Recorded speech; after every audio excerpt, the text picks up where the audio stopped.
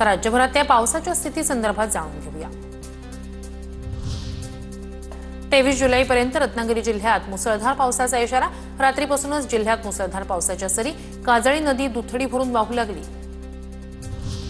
नागपूरसह विदर्भात आजपासून पावसाचा अंदाज। आजपासून 2 दिवस विदर्भातील 8 जिल्ह्यात मध्यम ते मुसळधार पावसाचा अंदाज। खरीप पिकांना दिलासा मिळणार।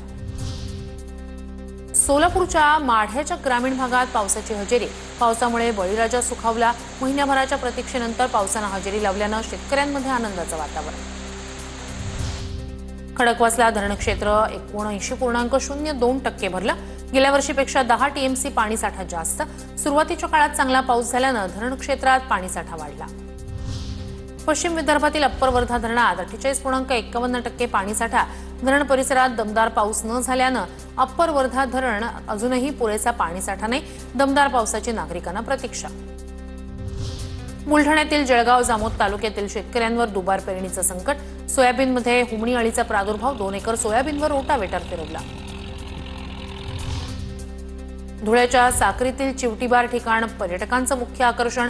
250 फुटावरून कोसळणाऱ्या गायका धबधब्याची पर्यटकांना भुरळ। पुण्याच्या मावळमध्ये कृषी अधिकाऱ्यांकडून शेतात भात लागवड।